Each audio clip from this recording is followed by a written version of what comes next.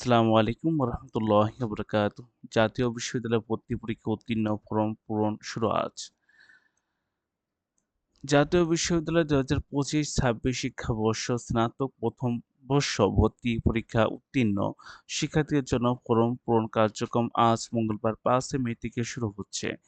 অনলাইনে ভর্তি ফরম কার্যক্রম চলবে আগামী ১৭ মে পর্যন্ত।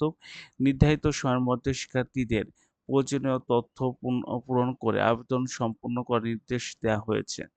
গত রবিবার প্রকাশিত ফলাফল দেখা গিয়েছে, এবারের ভর্তি পরীক্ষার পাসের হার ৮০.৩৬%। ফলাফল ভিত্তিতে প্রথম মেধা তালিকায় স্থান পাওয়া শিক্ষার্থীরাই প্রাথমিক ভর্তি কার্যক্রমে অংশ নিতে পারবেন।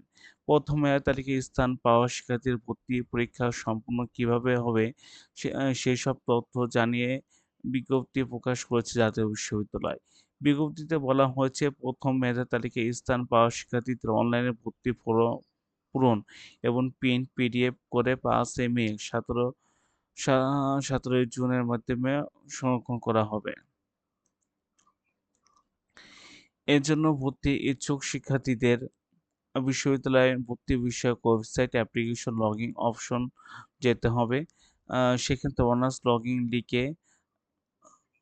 লিংকে গিয়ে সঠিক অ্যাপ্লিকেশন আইডি বা পিন এন্ট্রি করে চূড়ান্ত ভর্তি ফরম পূরণ করে প্রিন্ট কপি আ ক নিতে হবে।